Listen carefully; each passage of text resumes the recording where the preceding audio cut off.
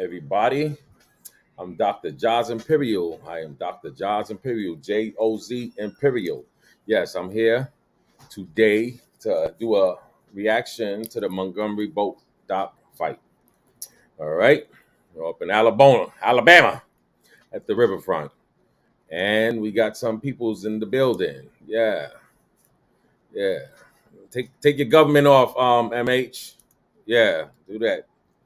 Take care of that situation there, so you could be all right. You got suspects all around the building. You gotta move accordingly.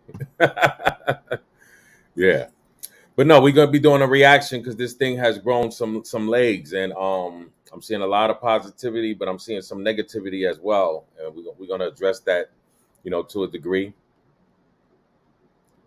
because it's very saddening that I'm seeing more jokes than realness with this. This is a very serious situation, and anytime you have people. Oh, okay, let me see what's going on. Who's I'm healing, this? Mom.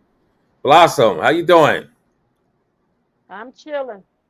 How you doing? All right, all right. Yeah, fix your avatar if you can. It look blank, and I know you're not blank. If you're coming up and winning cipher, I know you're not blank. Get your life right. But no, we basically got a situation where it's a lot of joking, and I get it, because there's gonna be satire and humor and everything, even our pain, especially our pain. But we got to get to a point where somebody could have really been hurt. Not to mention, one thing I want to mention today is it could blow back on you. You know what I'm saying? And yes, it is a good thing that people stuck up for themselves, especially black folk, because that has not been happening a lot. You're seeing a lot of the selfishness when things happen. You get people that run into just doing their own thing, and that's not what it's about. You know, YouTube. MFC, MFC? Where you at, MFC? Are you in the building? Okay. Just leave it. Hello, how's everybody doing? Okay. Are y'all fighting or something? What's going on? Is somebody? Oh man, people bug it out. MFC, better get that Japanese Wi-Fi fixed. But no, if you haven't seen the video's been all up all over. So just to put it up there. Yeah, thank you, because you never know who seen what seen who. But this is right before things jumped off, and this was something that was a real simple situation. Okay, move the boat. It's not like they asked them; they was asking them for over a half an hour. All right, and these people, they just very entitled, and that's what happened when you're dealing with people that can't respect the rules. If you're in a place, especially an establishment, you respect the rules. We seen this happen with COVID. People would go in establishments knowing they had to wait. I even had to catch myself. I went from Vegas one time to California, and they were very strict during COVID times, and you couldn't even you couldn't go in certain stores, supermarkets, and it was like, whoa. But here it is. I go to Phoenix, right, another state right next door, and I could go anywhere without a mask. And this is in the heart, okay, of the COVID. Yeah, you see the 16-year-old swimming across. We call him Aquaman. And he was putting in some work. The dangerous part of that though is a firearm could have came out. Some knives could have came out, some real serious weapons, and that's the part that thank God that didn't happen. But that definitely could have put things in elements that it didn't supposed to be in. And that's what you have to watch out for. Of course, this is a champion moment and everything, but you have to watch out as far as hello, Hello. hello. You guys Welcome. got your mics right? Is everybody's okay? My mic is good. You hear me? Your mic is good. Blossom, how you doing? Chilling. Oh, okay, all right. Well, now, yeah, we talking about the riverfront thing, the situation that happened in Alabama. We're basically doing a reaction, to everything, because this is like, it's grown legs, it's grown a body damn near, and we just talking about how they're making memes about this and everything, which I get it, but I don't get it because although, nobody, went to the hospital and didn't get out, there could have been some bodies, and they're saying that they were saying that they was, saying to pull some firearms out and everything, you know. Hey, how you doing? We got What's happening? What's Fox in the happening? building. All right. Salute. Hello. Uh-oh. Yeah. And that could have been a real bad situation. And so all around, and I get different emotions, seeing the videos and everything, and seeing the reaction of people. It just sparks up a lot of things, and even me being mixed, I never totally fit in one place and moving around the way I move around also. So you have to deal with things like that in life, and it's just sad that we're in this predicament in 2023, and to the point where a simple fight, it could turn into damn near a riot, and that's the sentiment that people are getting. How you feel about the situation, Flossie? You talking about the Montgomery boat riot? Yeah, I mean, there's a lot to that. So there's maybe some information you guys may or may not be privy to, but that exact dock, right there in Alabama was also where they used to stage and sell slaves. Right there. Correct. Right there in that spot, right? So the energy of that, you just can understand the energy of melanin rich humans being in that area, unbothered, just living their best life. And then the night before that, I'm told Trump had a rally right there in that area. And I only bring that up because of the racial charged divisions when it comes to certain things, right? Mm-hmm. So, when you think 30, 40 years ago, black folks, melanin rich humans were downtrodden, probably would have, I kind of had to let that go. I mean, 50 years ago, right? Like they would have had to allow that man to be jumped and beat down, basically, or perish. Yep. 70 years ago for sure. Right? Mm-hmm. That's one little old white lady. That's not very long ago, is my point. So, when you think about that spot right there, seeing that and just seeing people kind of come together against something that was happening that was wrong. So put it like this. Let's say that was a white man that moved that boat, and then a white dude jumped on another white dude. There's a good chance, I don't know if dude would have swam across the deal, but there's a good chance that people would have jumped to dude's defense, no matter what color he is, right? Mm-hmm. There's a good chance. Yeah. A high probability. Nobody wants to see somebody get jumped, especially if they're just trying to do their job, right? Correct. So throw the color, the divisions, Alabama, throw all that into the mix. And what do you have? You have something that the media can jump onto and perpetuate whatever they want to perpetuate so they can sell laundry detergent, or whatever their thing is. And then you have the actual reality of, a group of white dudes beating down an older black man for doing his job, or a black man for doing his job, and then a fight ensuing. Yeah. That's kind of divided down the middle. But this was essentially right and wrong, man. Right? In which way? Who was right and who was wrong? The man doing his job was right.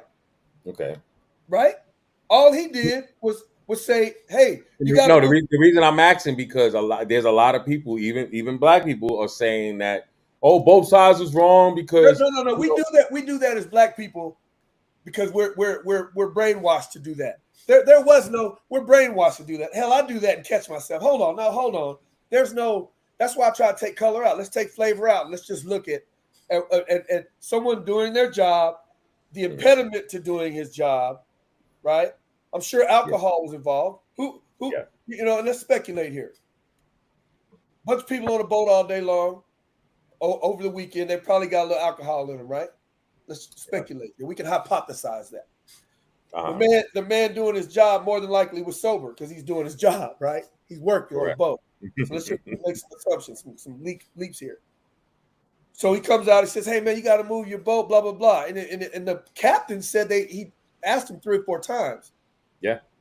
Right. Yeah. Before you saw him kind of slapping his hands, like, "Listen, I got to get you to move this boat. That boat needs to dock, blah blah blah." Whatever went on, right? Mm-hmm. And then, when he tossed his hat, which is some sort of a battle cry, we all knew what was about to happen. To me, he threw his hat and said, "Okay, I guess I'm about to lose my job because you just said something crazy to me or whatever went on." And again, I'm speculating, but we can make some assertions, right? We can. No, MFC said before MFC, right? You said that was a part of their protocol and their job. Okay. Yeah. What happened on that thing? What happened is that dock is a city dock, not a public Yeah, dock. and that's a Those city people- spot for that boat, right? Right. So those people felt that it was a public dock and they could go wherever they want. They were already told when they first got there they could not park there. They ignored them. And so the boat went out. The river boat only goes out for 2 hours. It goes out for 2 hours, it goes down the river, comes back, and then they just disembark those people, and then the people that are waiting get on for the next. It's only a 2-hour ride.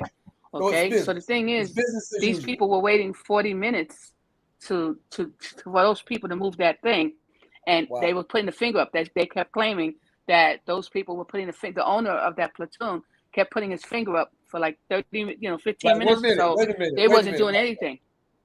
Right. So that's why there was a smaller boat that the co-captain got on along with one of the crew guys that you see, that's 16. That was the white kid. Okay. They went. And so this way, what he did was he only moved the boat. He only needed to move it 3 feet. And that's what he did. And he did. So that way the riverboat could then, the captain who was steering the riverboat could then park it. Okay. And which I pretty much gleaned that just from the video, right? You can pretty much go, okay, this is what's going on, right? Yeah.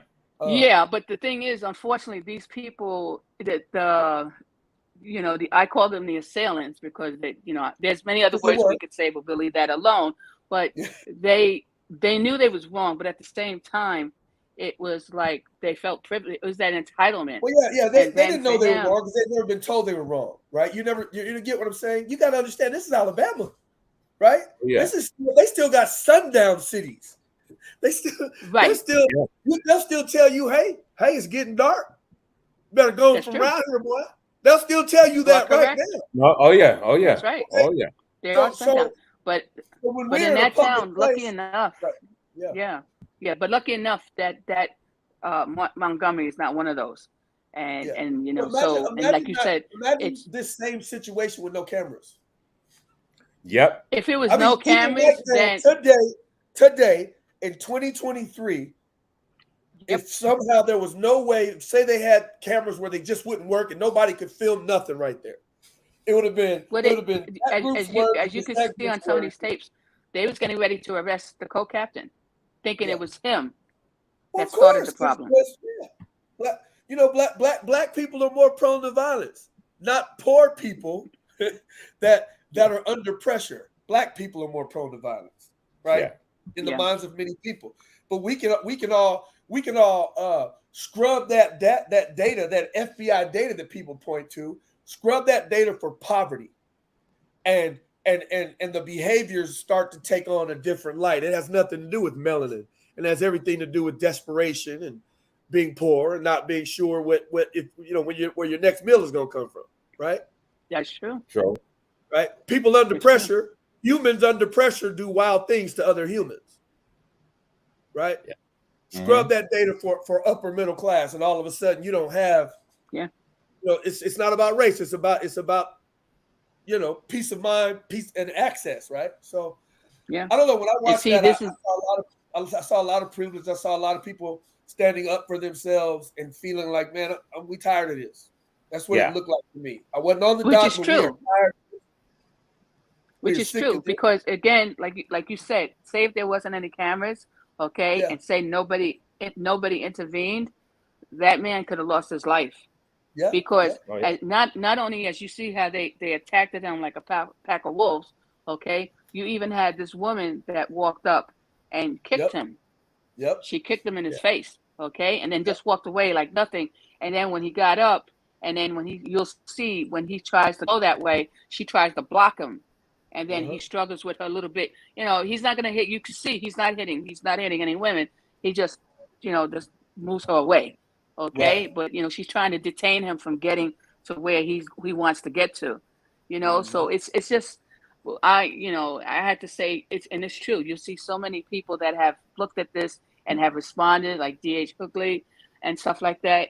And the reality is that, and it's a lot of times when you see something, it's just like even this, when it first came out, people, oh man, if I, everyone will make that saying, oh, if I was there, wow, I'd have to get in the mix.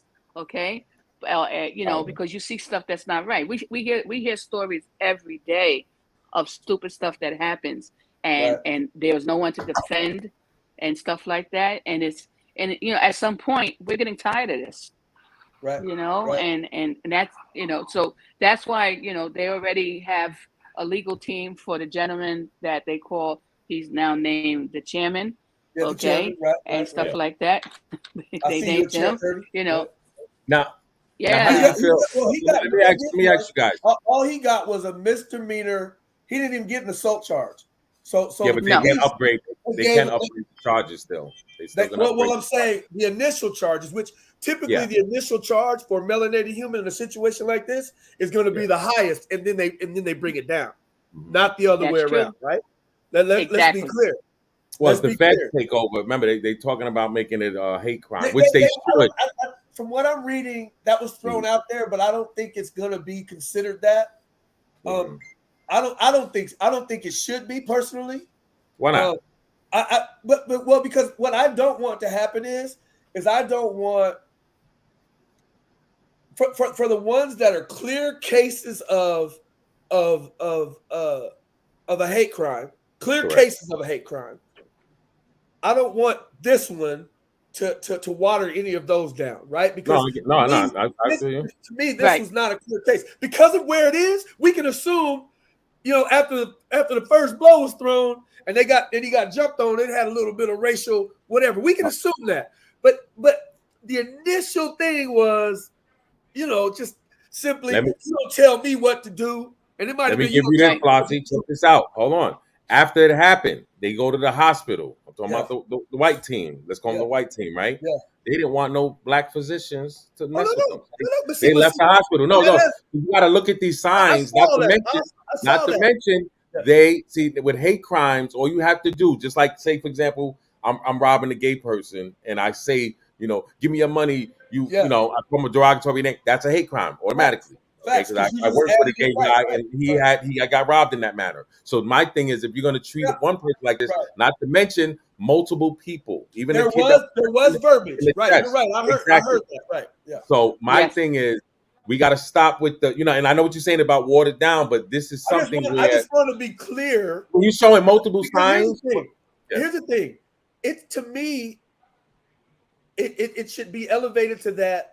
Typically, when it was something done just because that person is of a different color, right?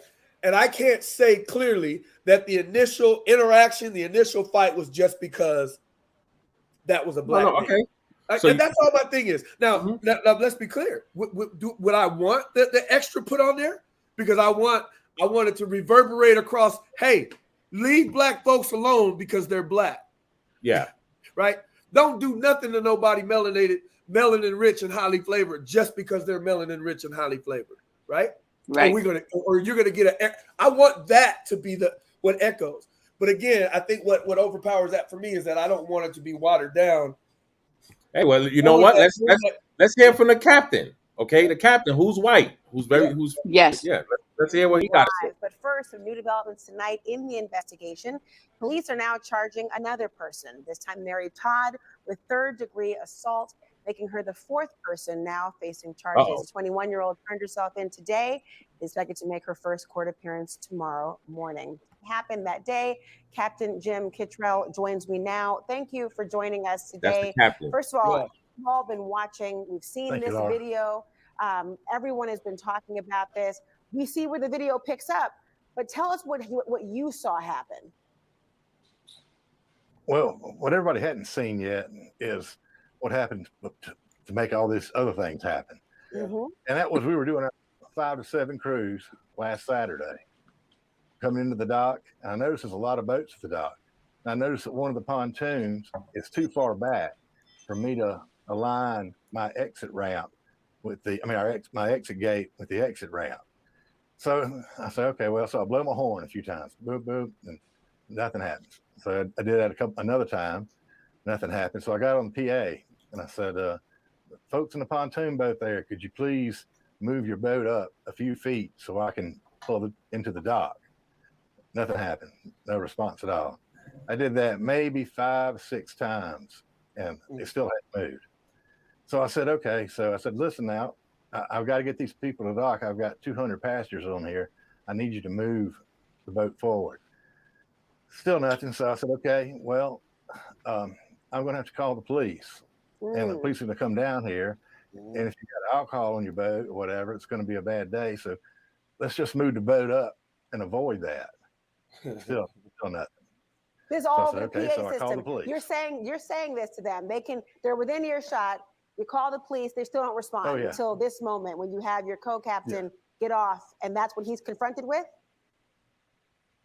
Well, not yet. After I called the police, I went back on the PA one more time. And I said, okay, I've called the police. They're going to be down here. They're coming on their way. Well, the passengers and crew said they're shooting, they're flipping you off there, Captain. I said, okay. So I knew that I wasn't going to get any cooperation. Well, then they just left. Everybody on the boat left off the dock. They're gone. As far as I know, they're gone. I didn't know. So I said, okay, what am I going to do now? About that time, a friend of mine who was the captain of the sipping cycle, he called me up. He was at the scene too. He was doing cruises. And he said, what you going to do, Captain? He said, I tried to talk to them to get them to move and they refused to move. I said, well, do you think you could come over here? Let me put a couple of deckhands on your boat and send them over there and let them move the boat for me. And that's common practice in the boat world. Yeah, sometimes you have to move a boat here and there just to fit in. It happens a lot like I heard of to do something like that. And so then when that happened, I mean, right. how did we then see that obviously these men were approached, they came back on the scene, you thought they had gone, and then this violence escalates. You know, watching this, people immediately thought, just because of the racial dynamic in particular, obviously here, they saw a group of white men attacking a singular black man who was struck, it looks like first. Did you believe that race played an impact and a role on this entire thing? Well, initially now, Damien, he's actually my first mate. And I've been mentoring him. He's been on the boat for, yes, he's the one that was struck. And he's been a dear friend of mine for a long time. And when the first guy hit him, I said, oh my God, you know, and he threw his hat up. I said, oh no, we got problems. And then another guy got involved. And then three more down the dock. I said, thank God they're going to stop this. But they didn't stop it. They jumped in as well. So he had like 5 or 6 folks on there. And another guy that's on the dock, his name's Daniel. And he's 16 years old. He's a deckhand candidate. And he did his best, you know, trying. He stepped in there and tried to help as best he could. He got punched fairly early there. So have you talked to Damien? Yeah, you know, I saw it. Have you talked to him? How is he holding up? Oh yeah, I mean, I took him to the hospital that night. We've been he's doing well. He's still having some headaches and stuff, but he's doing well. But you know, I saw it like everybody else saw it. It looks like a white people attacking a black man. I thought that. I felt that. I felt that was the case. What everybody's thinking. But you know, I don't know the hearts of those men. I have no idea what's in their hearts. Now I do know the hearts of my crew, and my crew was like frustrated because they couldn't get to the dock, and protective. So I know that's what was going through their mind, because that's what was going through mine. But had you had any other experiences before with this same group of people? Well, I don't know about the same group of people. This is a group that comes up from downriver, from Selma. They come up every year and they park the boats and they go have fun downtown. And we have a couple of years ago, we came back from the cruise to get our golf cart that we used to get people up the hill that are handicapped or elderly. And we get back and the golf cart's gone. We don't know where it is. Well, eventually we get a call from the hotel and at Embassy Suites Hotel. And they say, hey, man, your golf cart's in our lobby.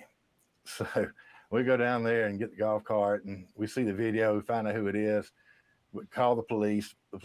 We all get together with the guy that stole it, and the police say, it's just kind of a prank. And I called my boss because the boat belongs to the city. Right. He said it's city property, but so he wanted me to press charges, but the police said, "Hey, man, just a little prank, so let's let it slide." I said, "Okay." Well, That's why. Just a little prank. Yeah, let my little butt. prank, and I'm going to assume that the assailants he was describing were not of, not Sun Love, Melanin Rich and Sun Love. Let's assume that, right? Because that's why the police call it a prank. But again, I would venture to say that it had some racist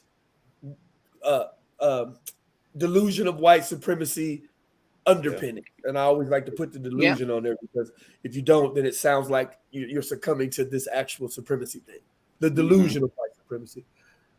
Because of where it is, because of the amount, because they got jumped on, I'm going to say yes. But I guess I'm thinking in terms of court of law, how you would argue it. Yeah. How you would argue it. I heard there were some racial epithets. Yes. So that right there, just that alone will escalate it, but you have to kind of have, witnesses and some kind of recording or something of the audio, which they probably have. It was over three witnesses. Yep. Yeah, they're so it's not hearsay in the courts. And then I heard there was some spitting going on, right? Which now adds another thing, because that's aggravated because of bodily fluids. Correct. So, So again, who spit on who? Who spit on who? The white group spat on the original guy who got jumped on.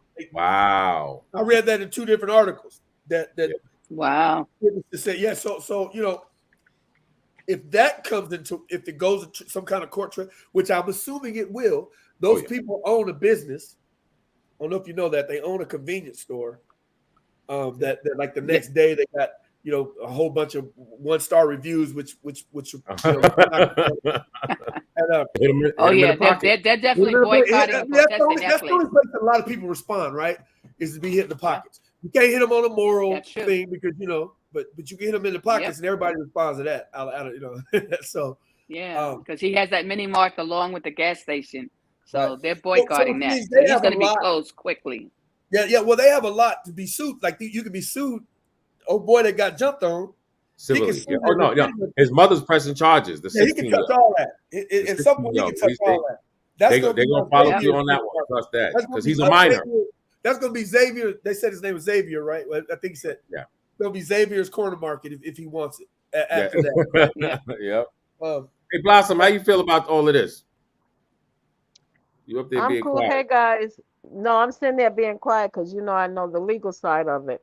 With the legal side of it, it has to be, because there's so many biracial hate crimes and stuff like that going on. It has to be a clear cut evidence that it being, because let me break it down for you. The captain that asked them to move several times, beeped their horn, was a white guy. So we can't automatically say, it was a racial thing, because they were told multiple times, and he's white. This is I'm talking about how the courts are going to look. Then the other thing is with them being on. So when he sent his guy over, and with them being on deck, now we know they were drunk. Alcohol is involved right then and there. Allegedly. But unless they have a camera that has caught what they have said to him, because we're just going off of body language. We don't know what they said to him. And, he was spit on. And also for that 16-year-old, they're charging them with crimes against a minor. Woo, right, because that man that hit him was 40-something years old. But didn't he? I seen a body slam somebody, so he.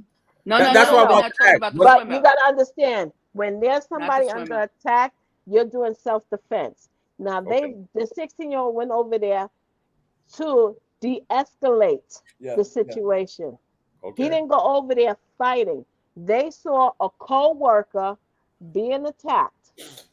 And the co-worker, he was being attacked. So he has the right to defend himself. because he was not the first one to throw the blows. You see him telling them, verbalizing them, pointing to the boat, pointing to his captain, telling them, no, this is what the captain has said. He has told you multiple times to please move your boat. And then y'all come from somewhere else. And what it is they feel privileged. That's what it was. And it's the difference between privileged and being like a racially issue thing. Right. But wouldn't they use the MO?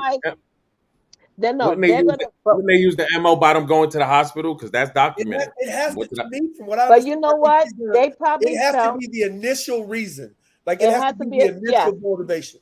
So what he did on the hospital, what he did at the hospital, those hospital workers can press charges against him, racial charges against him, for denying a physician because of their color of their skin to aid you with emergency help. Oh yes. Wow, I didn't know that. Damn. That's the place to protect. But that's going to be a separate case in itself. Yes. You understand? That has nothing to do with what's on that dock. Now on that dock, each and every adult on that dock can be charged for attacking a minor because they all jumped in. Now let me ask you guys, how do y'all feel about the guys hitting the girls? Like the guy, the chairman. But wait, this is where you're gonna break it down. Now, of course, you've seen him several times. That lady kicked him. That lady has hit them several times. And if you look and you slow down that video, there's been a few of them that they did not hit her. They pushed her away. Yep. But then you see the females getting in because they know them guys are not gonna hit that girl, and she's still going strong. That's when you're like, listen, we're defending them. You over there attacking them, you gonna get hit by a chair. I've never hit a woman in my life, but I will say this, and I make this joke, but I'm serious about it. If a woman hits me and there's no measurable time in between the time she hits me and I hit her back, that's a reflex, right? And what I'm really saying is keep your hands to yourself, period. Right? Exactly. That's true. Keep your hands to yourself. You can yell at me, you can cuss at me, you can talk crazy to me. Okay, who cares, right? I can manage that. But once you put your paws on me, right? There you go. She's on the red. I don't see her. There she go. There she go. Okay.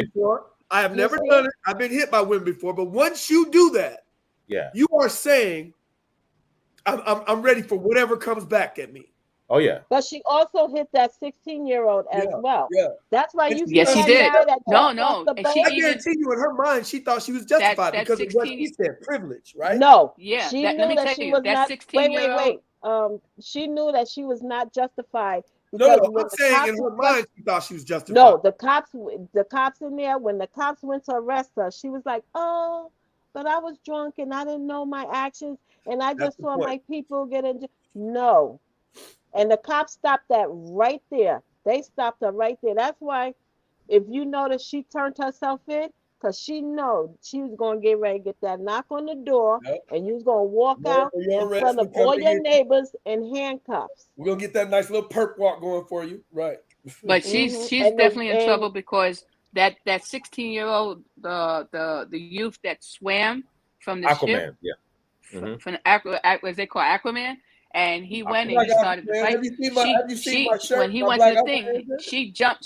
She was trying to hit. She was hitting him, and that's why you see this guy. You see in the video the guy with the black shirt and the white shorts. He went and grabbed the other guy around his waist and picked him up, and then put him against the wall. And meanwhile, the woman in the white dress or shirt or whatever that was, she still was going after the young guy. And then you'll see in the video, he takes her and he tosses her to the ground. And then he goes and he's still doing his thing. And so in reality, she went after a minor also. And they actually interviewed a couple of people. And they told a couple of people that were on the dock.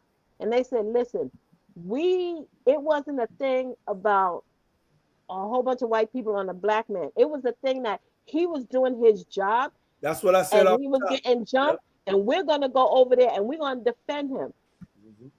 Yeah, we are gonna defend him. Bottom line. And the thing is, we don't know how long that boat has been sitting in that water with those passengers on. You don't know if half those passengers had other places to go to, a flight to get to, and they just like, you know. So you had everybody upset. Plus, you have cameras that's on that dock. Yeah. So, but you can't say this though. Okay, so you can assume there were other white people around there, right? I didn't see a lot, but let's assume, right? No, there was, okay. and actually, the ones on the boat, they were told to stay on the boat. To jump, but I mean on the dock itself. No. What we did not see was white people coming to the defense of that black. No, they stopped them. What happened was the white people that were on the dock. There's a whole line. There's a big line. Good. The ones that were in front of that line was able to jump real quick, and half of them were workers. That's why they got on there. The other things, they stopped the other people from going because they didn't want too many on that dock. Once they saw what was going on, but they figured all the workers that jumped off the ship, and then they had other workers leave the other boat. So a lot of those people that were fighting were actually dock workers. Right. Well, for sure. And that's why, because they stopped the other people. Because there was a white guy that was there. They was like, no, we got this right. Is wrong. But they stopped us. They stopped a whole bunch of people. Right. I mean, let's be clear. This whole thing was microcosmic, right? Of Montgomery, Alabama, right? Of that place, and a result of, again, melanated humans having to, shrink themselves in these types of situations because in the court of law, it's been proven, right? That's when they started wilding. See, they started going over the boat. Not going to see you. They're going to see you as less than the white person coming at you, type of thing. And this is detailed. This is Roland Smith. He's detailed. Watch this. Watch. Yep. Yeah, but see, what they didn't do smart to me. Oh, you didn't have the voice. Somebody had a firearm. Yeah. If somebody had a firearm, they could shot every single one of them and almost be justified because they're on their boat. Yep. Exactly. So that and you then you gotta. They're telling actually, you. Wait a minute. One of the dockhand that was told to move that boat, that was on the boat, they started hitting him. They tried to get him off the boat. That's why you see also all those workers. That's why they had to clear it up. The cops was down there, and if you see, a lot of the people that were fighting was the dock workers because they were stopping the other people from going over there. So the people that were on there, some was coming off the other boat. There was some that was coming off the other boat. So if you look at it, the cops are even like in there. He ran behind the cop. Oh, I gotta get that back. He ran behind the cop. He ran behind the cop. How you gonna do that? Watch this. He gonna run behind. They want all the smoke until there is some smoke. Yeah, come on, man. And no, this is the one that damn near said it. The one with the bald head. Like, you gonna run behind it? Come on now. But they convicted each and every one of them. And that's the other thing too. Right. And the other thing too is like if you had the verbiage on this, it explains that the white folks were trying to say they were the victims, and it was that they were being attacked. That's what I want to notice. They get away with that normally. Yes. Watch this. When the cops are walking away, one of the white guys that was originally jumping, Mr. Pickett, right? He walks away with the police. They wasn't going to arrest him at first. Look at these guys. Look at these savages. You know the thing. This is not. And that's why those people that are recording, they tell the cops. So you see this. They tell the cops, those are the guys, those are the attackers, not the not the co-captain. Because they were making it that the co-captain attacked them. No, but like Flossie said, if we didn't have video, this would be a whole different case. And we're dealing with that right now with Black Wall Street. Black Wall Street, they just denied them. Okay, those people that had those. Well, that one judge did that. The one judge. It was one judge. They can appeal it. But struck it down. The appeal's going to go through. She just did what she was paid to do, which was slow it down and slow it down. But best believe they know after this, bankrupt the group that's trying to sue for their money, right? To slow it down and make it to where they can't Yeah, but Flossie, these are people. Come on, these are people that you know. But they know they're old as, you know what I'm saying. They damn near on their deathbed. But this is the thing. Same thing with Carolyn Bryant, right? Right. Right. Carolyn Bryant, Right. the one who did that with Emmett Till, right? They wait till after she passes away, then say, "Oh, there was a warrant for her in the sheriff's desk. Oh, we're gonna put a monument up." Do you know how that's a slap in the face to us? Well, because you know what that is. But here's and I'm gonna say this about people that look our people. Usually we fall for the trinket. For a very long time, we fell for the trinket, right? Mm-hmm. Here's naming rights. When I saw that they were gonna put Harriet Tubman on $20 bill, I said, oh man, the dollar's dead. Yeah, they are about to get rid of currency, or we're about to give it up, because if they're going to put, even though she was government sanctioned as who they were going to allow us to support, and I say it exactly how I said it. Even though that happened, we're gonna put her on a $20 bill, but that's because they're about to take money out of circulation for the most part. In 20 years from now, 10 years from now, you get what I'm saying? My point is, I saw that and immediately was like, that's a trinket. We don't care about that. Right.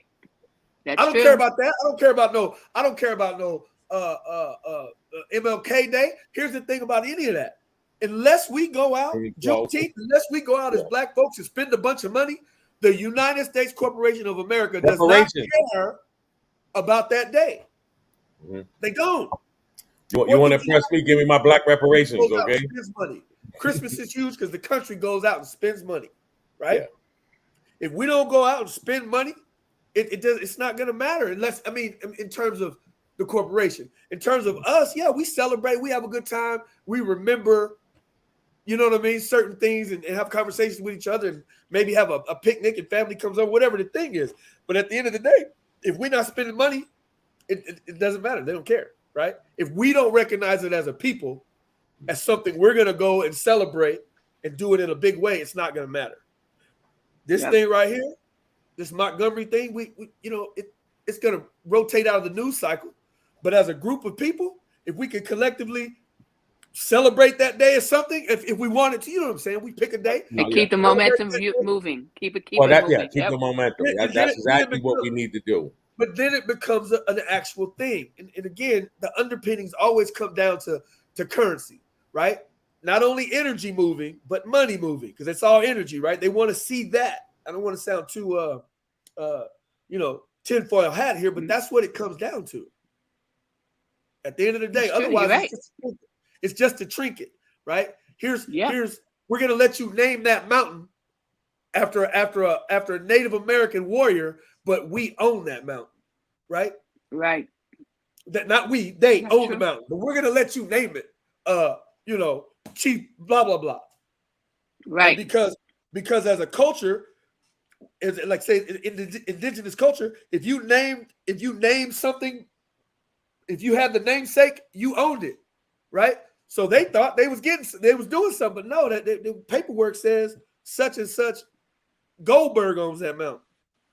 You don't own that mountain. That's got the name on it. You see trinkets. But now we get a little more literate about it. That's true. More literate about it, but you know.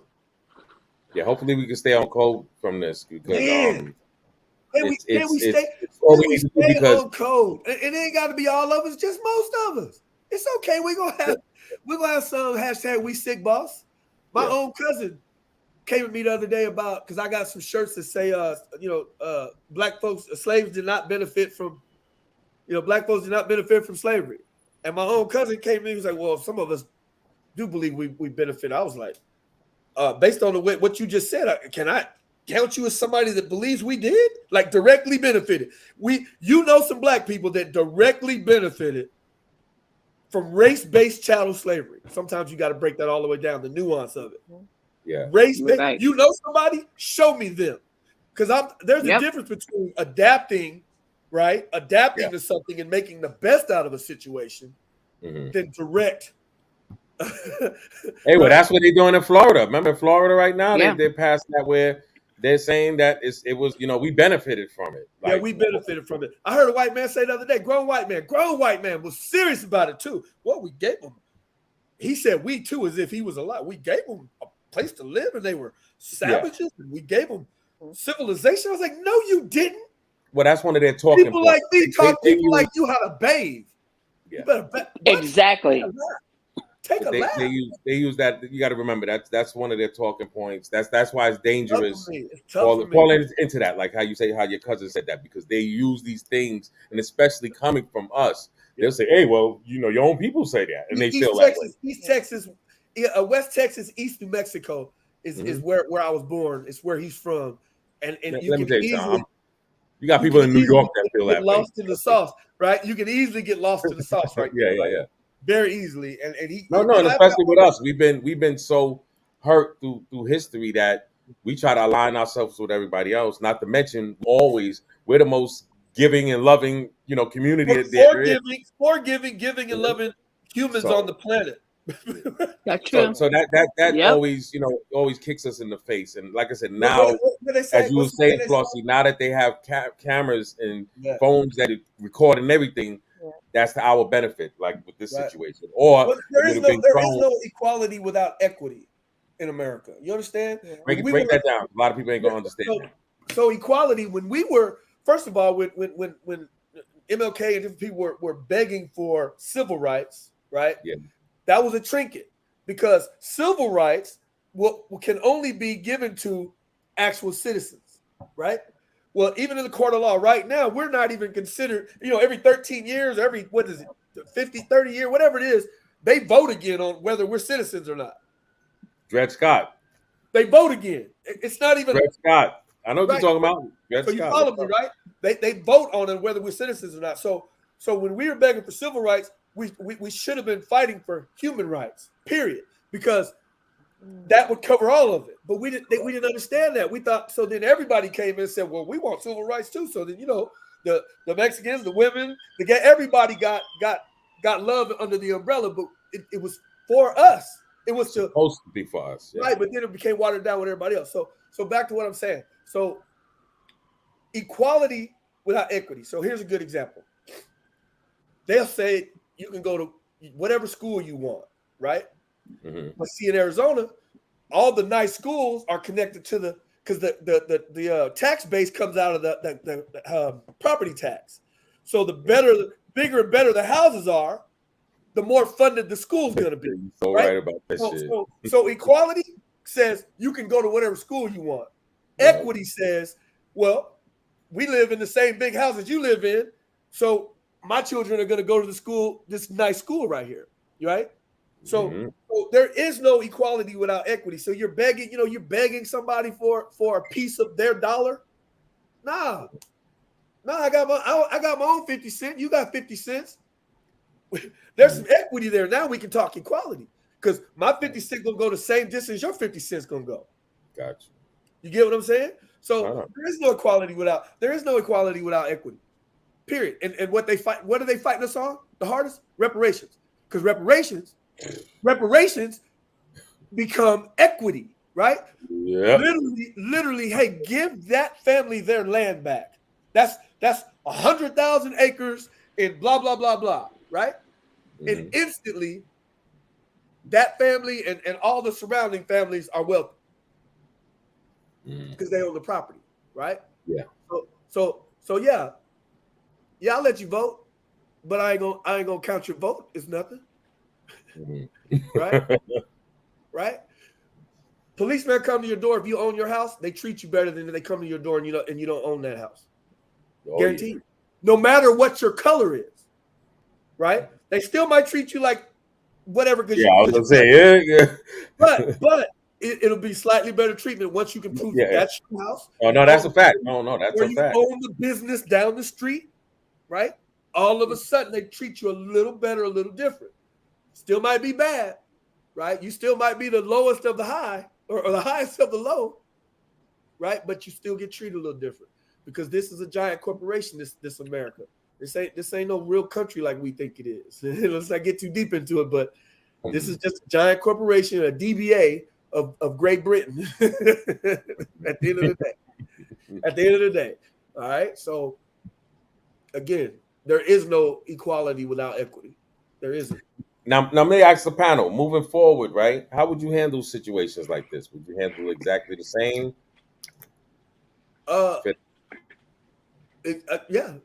Yeah. No matter where I am in the country, absolutely. You have to keep them. Absolutely. You have to keep them cameras rolling because that is evidence that you cannot deny. That is evidence that is recognized in the court of law. It's not considered he say, she say. This one said this one, that one said that one. Okay, but no, now everything got cameras. But this here makes a big difference of what happened in Alabama, because Alabama is one of them southern states that is so much racial tension there. Man. And by them seeing this and proving that it is not the black guy, it is not the black guy that did this. He was doing his job. He wasn't some random bum or somebody addicted to drugs, just going on somebody's random bump or trying to move them. No, this is a guy that is a standing citizen. He was doing his job. He had a white captain. But look at all the things he has to have going for him not to be seen in a negative light. Right? Yeah. He had to have a white shirt on. He had to have pleaded and begged with them for 45 minutes.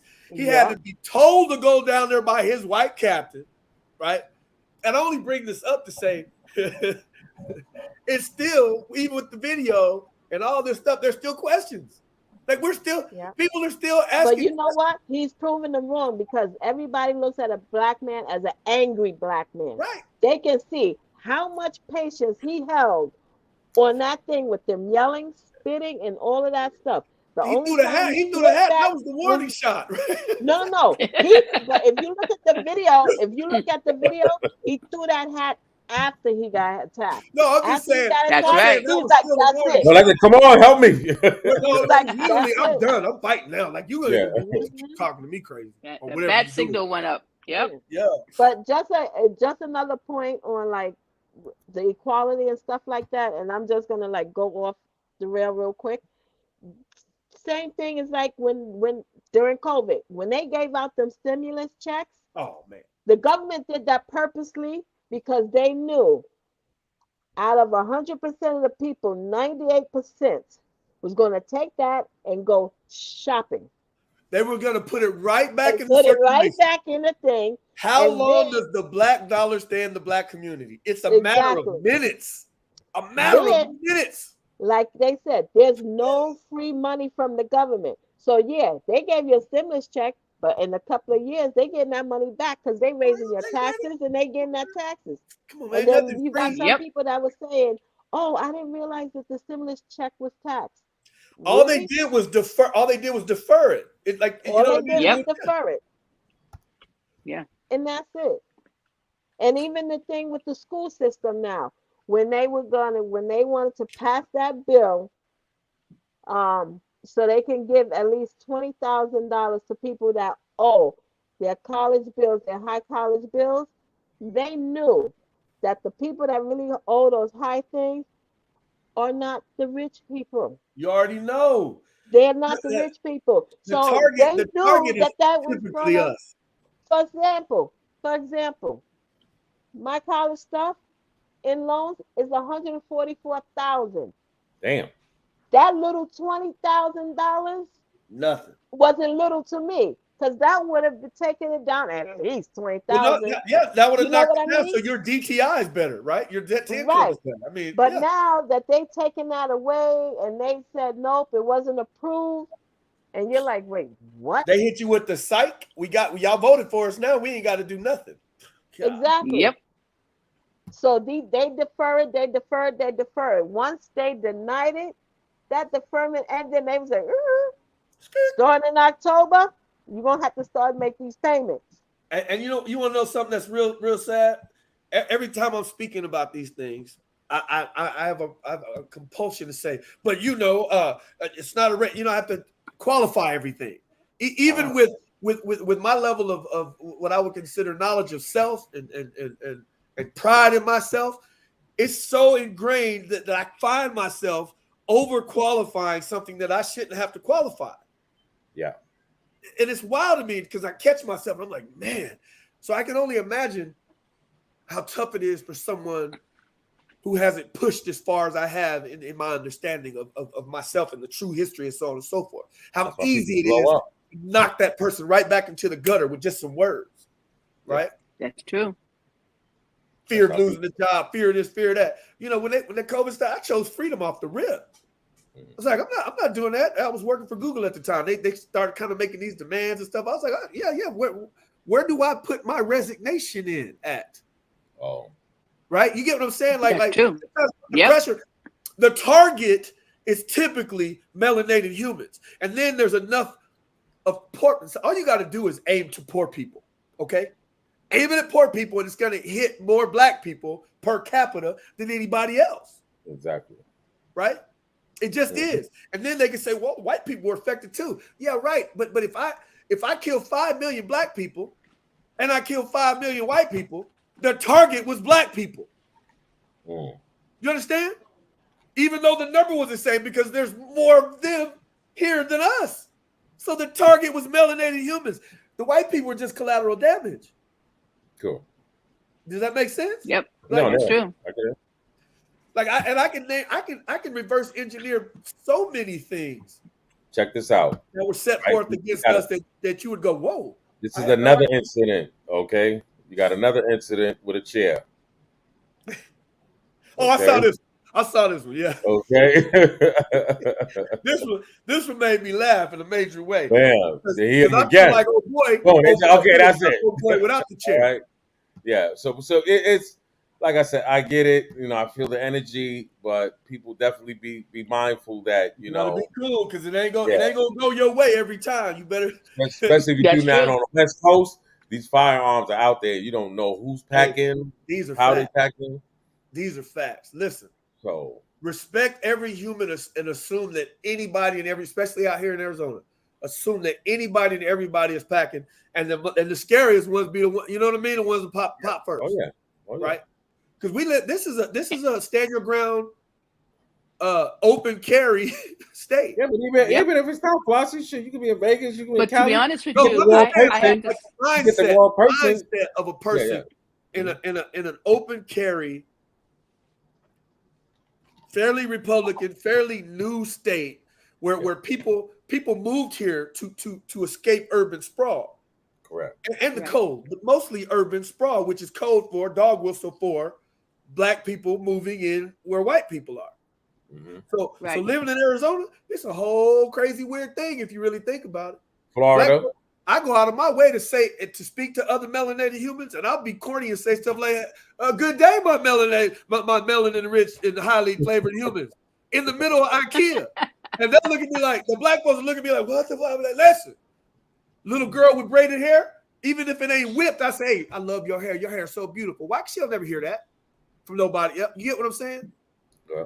Yep. And that's good. That's a good Go quality. way out of my way. That's true, and that's positive. It's a tiny little thing, but it's a huge thing in terms of energy transfer of it to another human. That's right? true. So I don't know. It's hopefully we keep the same energy, man. I like what you said though, Flossie, about the day, man. That'd be dope. We get, give us a chair. Just call it a chair day. We know what it's about. Whatever. Everybody pull out their chairs and sit out on their a day that we gave ourselves. Not no Juneteenth. Look, go out there and oil your chair, clean it. We'll decorate our chair.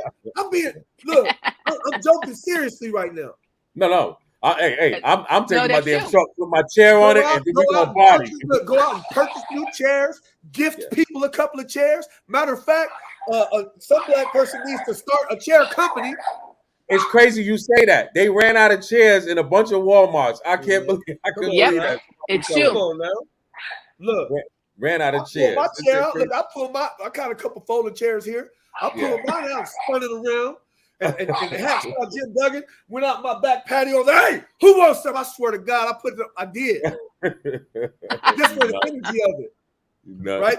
I promise you, just for the. Hey, you got a realism shirt on right now? Let me see. Pull that up a little. Let me see. Yeah. Hey, we're gonna really get into. We're gonna really get into Flossie, man. We're gonna break things down. He has things. There you go. Oh, let me see that. Yeah. Oh yeah, let's go. Oh no, let's see the hat. Hey, we got the interview, man. We got the interview Monday, man. Don't worry, you can show all that stuff. See if you can see this. See if you can see this. A little closer. Oh man, that's the. Oh yeah. I see this. Right, see what I did? It says right here. Look, hold up. Right here it says Alabama Riverboat Beatdown After Party. Okay, put it up to the screen. Let me see. Put it a little closer. Yeah. Oh, I need that shirt. I need that shirt. And then right here, MFC, I'm gonna get you one of those shirts. Look, and right here I'll put bring your own chair, BYOC.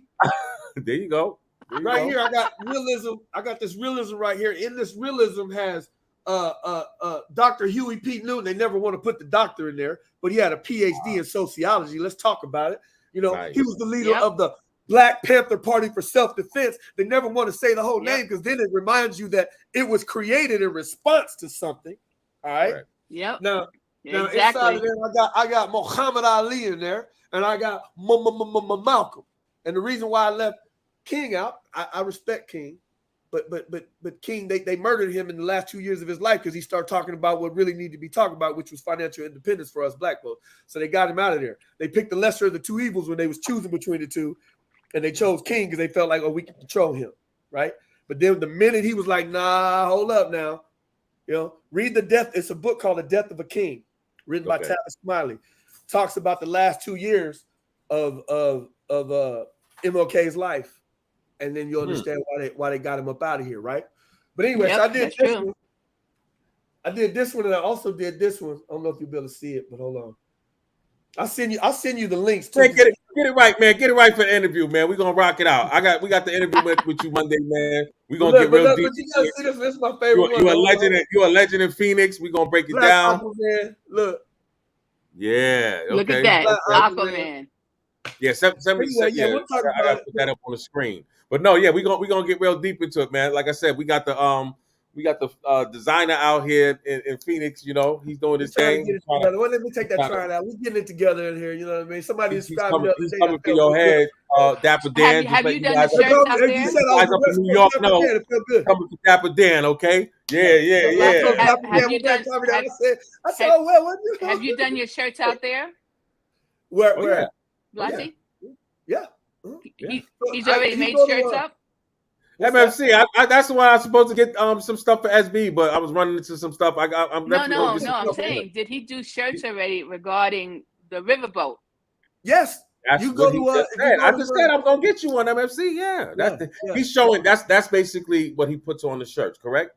Yeah. Matter of fact, so here's a customer here that bought one today. So they're on my website at Realism Lifestyle, Realism with a Z. RealismLifestyle.com. Show the shirt. So they with the Z. Right. And here's the thing about realism. So realism, just a quick thing. We're gonna talk about this tomorrow, but so all I did was drop the S and pop a Z in there, right? Because the one place in our English language and in this society that we should come to realist is when we're talking about realism. Right? That's true. So you phonetically you hear a Z, right? So let's have a Z in there. And that's why I dropped that S out, pop the Z in. But if you look up the definition of realism, both of them, 1 and 2, that's what I subscribe to, which is see your world for what it really is so you can actuate accordingly. Right? If you look in the mirror, if you overweight, you look in the mirror, you never admit that there's an overweight person in the mirror, you're never going to do anything to correct that. Right? If you never correct it and you've accepted who you are, that's one thing. But if you're not correcting it because you're just lying to yourself, and I'm using that as an example, it's way bigger than that. And then think about realism, a realism painter. Before they had photographs, you had to bring an artist in to try to paint exactly what they saw. Right? Yep. So that's what realism means to me. You know, people are like, oh, it's urban. I say, yeah, because I'm black, it's urban as hell. But I'm also an intellectual. So that S that I dropped out, pop that Z in, ask me why I did it before you make these assumptions. That's what man. Yeah. We're gonna get busy Monday, man. I want you to definitely I'm gonna talk to you behind the scenes. We're gonna get everything right. But definitely we're going up to New York, man. I'm taking your butt up there. We're gonna hit the fashion shows. I seen your joints. I know what's what. He has a good eye. I want you to pull your works out. You know what I mean? When we do this interview Monday, that way you can show people what you got. It's not like you just you got a little style with it. That's what I like. And you know, like I said, definitely. And people don't know MFC. Yeah. He was in a group realism. That's when I first came amongst them. So we were the legendary realism, and anyone that loved what we were doing was realism, right? Because you know you subscribe to what we subscribe to, which is functioning in the world, seeing it for what it really is. Don't right. Don't water it down. Don't pretend and fake it's something it's not. See it for what it is. Yeah. And that's strong. That's strong to have that information like that, because that's something that I see. A lot of people, they don't have the knowledge because they don't know the correct questions to ask or where to look. You know, and that's important. Yeah, that's important for all of us. You know, because it's like you're never too old. You're never too old to learn something. And again, it's like you said, you look like, you know, a lot of people that's on the panel and stuff like that. They're different age groups and stuff like that. So especially the younger ones, they have the techie. Don't get me wrong. They have the technology and stuff. They got that stuff down packed. Okay. Oh, yeah. Something happens with my Wi-Fi. I got to call one of the grandkids. Help. You know, and they press a few buttons and it works. Me being born in 1974, in my opinion, put me in the sweet spot, right? Because analog was starting to go out and digital was coming in. Right. Right. So you have both worlds. I got both worlds, and here's how I explain it. I got in my friend's car, and I saw an 8-track player. Yep. Damn. 6 months later, he got a new car. It now had a cassette player and 8-track player in there because they were starting to phase them out, right? Yeah. At another point in my lifetime, cassette players got replaced by CDs. Yep. Another point in my lifetime. Another format, which was a solid state memory, right? This all happened in my lifetime, and I was able to play in the sand the entire time, right? Yep. So changing of technology, and then also socially big changes happened. In the 70s, we went from being backed by gold to a debtor society. Yeah. Right?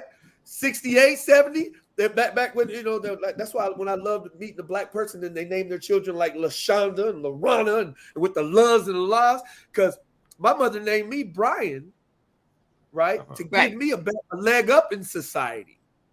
Right? Thank you, Mom, sort of, right? Because I had to fight all the Laquans and the Xavions, right? She made me enunciate, and I couldn't use slang around her. You understand? So I'm fighting two sides my whole life. I gotta. Oh, you think you white? No, they got white. Shout out to Mom Dukes. Right. Like, yeah, they used to tell me. Look, she had that foresight because what a lot of people don't realize. But the point is, they see your resume before they see your face. So many times. You know, you get the phone interview, the whole nine. I put on my voice, you know, the whole thing, and they'll walk in and they'll say, Brian Austin. Look around and say, I'll wait. I'll say, that's me. And they're like, yeah, Brian Austin, you know you got to give me the job now, right? I don't want the job. You know you got to give me the job because you looked at my resume and assumed it couldn't have been me. And that's crazy. Yep, right? Exactly. Brian. That's true. But look, I'm the second of 6. Bridget, Brian, Brandon, Brandy, Brittany, and Brent, right? Every single one of us. Every single one of us got these names, right? And most of my friends were of a sort of more of an urban melanated, whatever you want to say it, rooted name. And so I had to fight. Yeah. I'm gonna go in the house and do my homework like I do every day for an hour, and I'm gonna come out here and outrun you, outjump you. Oh, and stop writing them love letters to old girl. They're very rudimentary, and she laughs at you every time. What are we doing here? Like, you on my head? My name is Brian, and I do my homework. You're not better than me at nothing. Like, what are we talking about? That's another time. But not yet. We definitely gonna get. But yeah, you definitely hit a spot with that, man. Because we definitely got to be definitely crafty, and that's why I want to get to today to end it up. Moving on, if this happens again, I think people definitely stand up, and we need to be on code because there ain't no other race is gonna allow that to happen. Yes, we have to get on code. Definitely. Yep. We got to be mindful. And see, I used to talk crap about people with their phones out. Like, remember with George Floyd, all the people had their phone out and didn't react. But we built today, I'm looking at it. That's the new action. You understand? Like the phone. Jumping out to fight, it could land you in a bad situation, right? It can. Yeah. So sometimes the best you can do is videotape it. I got a problem because I'm going to go, fight. I think. Listen. Yep, that's true. Fighting is not fighting is a form of communication. And as long as it is mutual combat, we agree upon fighting, it is not even a primitive form of communication as far as I'm concerned. Here's why. Nope. No lies are told in a fight. None. Now, there could be lies told about the fight, but the two combatants know the absolute truth about what went on in that fight. That's pure communication, as far as I'm concerned. Now, I can lie to you all day and tell you a bunch of whatever I want. But we get into a fight, a physical fight, as long as we both agree to the fight, I ain't jump you, you ain't jump me. Can't no lies be told. We might not ever speak about it again, but you know who dominated who. And if it's a rare occasion that we fought to a stalemate, that happens too. Not to mention, it's a level of respect too. See, that's what people. That's what's been lost. And there's a lot of times that people, after they fight, they become friends. Come on, most of my best people. You know what they say? If you ain't never fought with a friend, they probably not a friend. That's what I'm saying. I mean, if you ain't never argued with someone you so-called friend, both of y'all probably on some BS because it's supposed to be a little friction, right? That's true. No, you're right. They ain't always agree on everything. So, I mean, if we both agree and to agree, how can we get to the heart of any matter? That's true. All the time, anyway. But hopefully this doesn't happen again, man. Because we don't. But if it does, for the people, we don't want to be stagnated. Make sure someone's taking pictures, and the other one's got to put hands up. Here you go. We have to. The reason why they don't, look, we have to write our own narratives. Right? And to do that, back to equity and ownership, we got to own outlets, and even if it's a tiny little pamphlet piece of paper. Right? Even if it's we gotta own our own narrative. That's why they don't allow us to own. We can't own, what's it? Byron, what's his name, bought a weather station. Yeah. In order to backdoor at some point so we can start putting our own character, because they'll just block it. They'll stop it. Right? Because not owning your own narrative is crucial. So with social media, we got to do more than just jump on social media and look at, we got to communicate the real deal to one another, right? Yeah. They took our music. We used to communicate a lot of really good stuff in hip hop music. Now we don't. Not mainstream, we don't, right? No. Mm-hmm. No, we you're used right. to be ancient mathematics in the rap music. Now it's, kill, kill, kill, murder, murder, murder, die, die, die, right? Yeah. And that's by design. Oh, absolutely. And that's why we here today, man. That's why we doing things like this. Yep. It's not for everybody.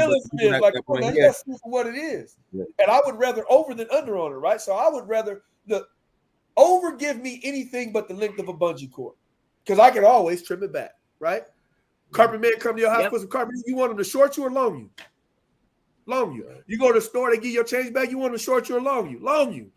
You get your roof fixed. You want them to be short on supplies or over on supplies? Get what I'm saying? Like, I can always trim it back.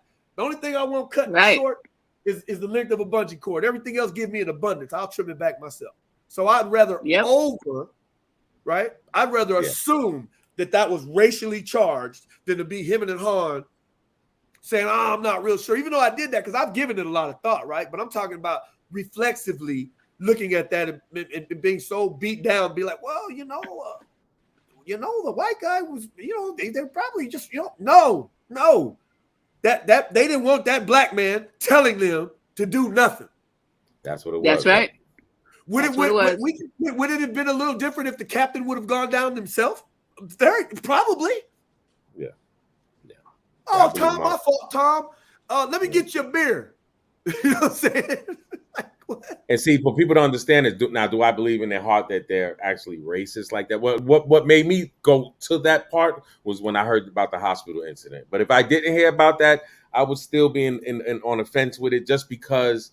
Right. Although you got to remember what people hear and see, and they have that feeling, and it goes both ways. You got black people that don't come around a lot of white people, and they have this notion in their head automatically. But like I told my white business partner, 9 times out of 10, that's reactionary. That's in response to something they're doing to us. We don't wake up in the morning talking about, we don't. No, but you got some people. Oh, I got some people. Even family members. I got that. I got some people too, But that's reactionary. I don't like to go around them because they don't like me. Not I don't like to go around them because they're inferior to me. Yeah. You get what I'm saying? We don't really think like that. No. Right? No, we don't. Nobody should think like that. but we don't as a people. We might do it as a defense mechanism, right? To trauma, whether it was experienced firsthand or secondhand. You say, I don't go over there because they be tripping. Not I don't go over there because they're dirty. Yeah. Right? You seen it was a social experiment. It was a fake blind white guy that would walk. They was going around the internet and they're walking and like just lock their arms with the cane, and the black kid. Yep. Right. 9 times out of 10 they flushed them off. Some people even like wipe themselves. Right. Yep. So there was arguments on the social experiment that the black guy was moving a little fast, a little aggressive. Okay, you're a racist. Stand over there. Right. Because if that's what you got from that, if you're defending, right, of course there's some things we can't control in the experiment, right? But time and time again, the white guy, they would hang on to the white guy and keep walking with the white guy. Right. They never pushed them away. Nope. Wipe themselves off, act like he just did something crazy to him, right? Yeah. You ever watch What Would You Do? What Would They Do? Yeah. You ever watch that? Yes. So there's a whole series of those where they do the racial thing.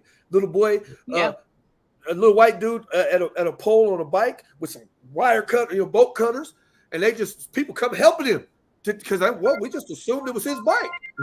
One black dude goes over there and he just jingling the chain. They didn't call the police on him because he must be stealing the bike. Yeah, that's right.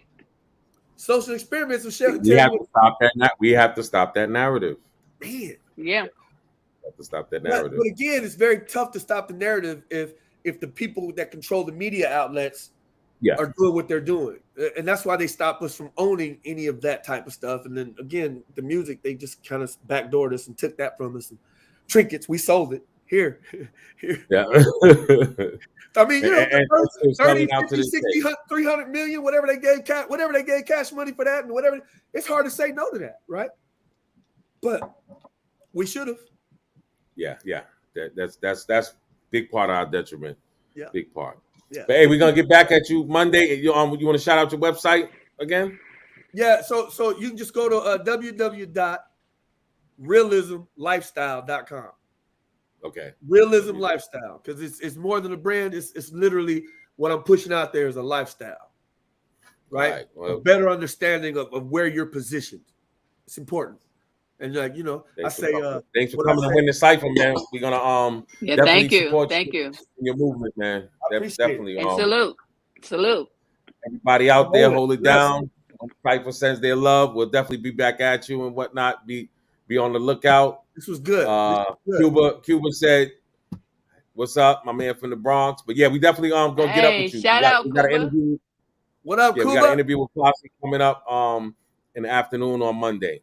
Make sure you slide by.